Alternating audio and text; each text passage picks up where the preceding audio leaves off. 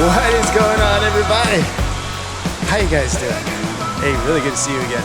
Thank you so much for joining me on another adventure.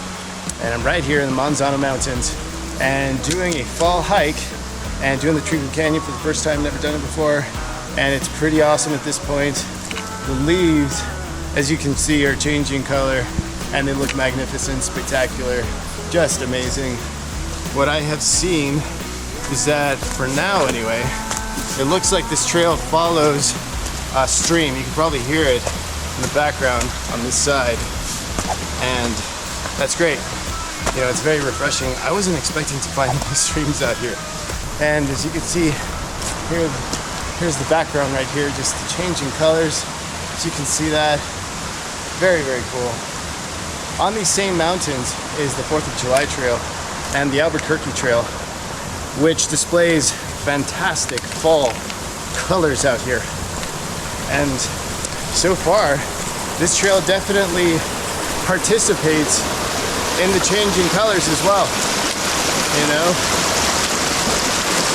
this is probably, I don't know, the 5th stream that I've had to cross. So, I mean, look at that. That is so spectacular.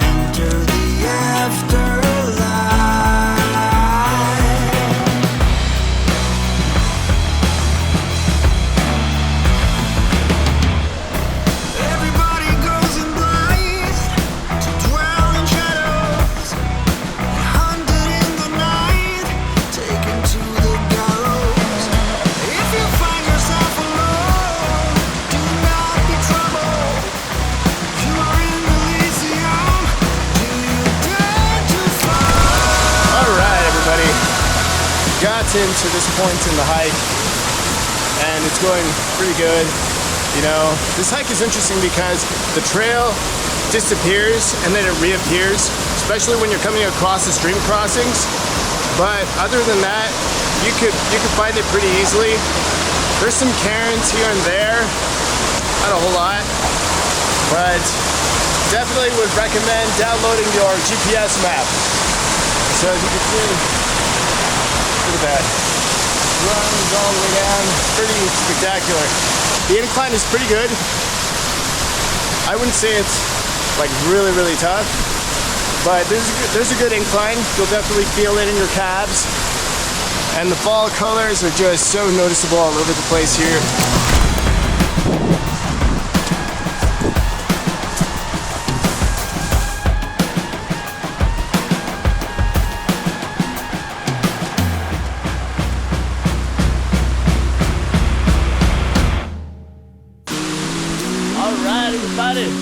Check this out. Found another waterfall along the trail, and it's spectacular. Just beautiful. Very, very cool. So if you can take a look at my surroundings, this is the area. Right before I started hiking up the canyon. I mean, granted, I've been hiking all along the canyon all this time, but definitely gonna make the push to go all the way up now. So this is what I'm looking at here. Really beautiful area. Very cool. That looks so refreshing right now, but it's probably really cold. Really cold. All right. Waterfall number 3. This is definitely the most beautiful so far. Look at this thing. So cool. So refreshing. Wow, so amazing. I mean, I can't imagine how refreshing this would feel during the summertime, you know? Very cool. So I have less than a mile to actually get all the way to the top. And I'll eventually get there.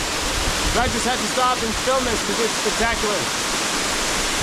Very cool.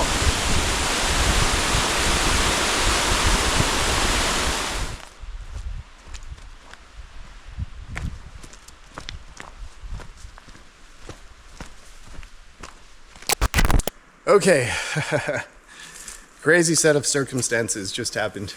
Couldn't reach the top. Have to do a tactical retreat just because it's getting later in the day, and I'm estimating by the time I make it to the parking lot it's going to be about 5:30 or 6, and sundown is about 6:30. So I do not want to be out here when there's no more daylight. You know, it's a shame. It's a bummer that I wasn't able to reach the top. I was really looking forward to it, but it's just one of those things. I had a late start to the morning, came out here kind of late, you know, 9:45, 10 o'clock-ish. Looks like I'm gonna get some rain clouds here. I don't know, but it's, you know, kind of hard to say. They look different at the base of the mountain than they do at the top, you know. At the top, it just looks like it's gonna downpour any moment. And wouldn't you know it, I actually lost my GoPro. I lost my GoPro. So I didn't realize that was another reason I had to go back, is because I was getting to a part of the trail where I was gonna, you know, I was pretty much gonna talk about this, that I was gonna retreat. But then when I reached down on my side to get my GoPro, it was gone. So I was like, oh no, what in the world, you know? So I had to retrace back my steps. But thank God that I was able to find the GoPro, obviously. And so praise the Lord for that, you know, worked out.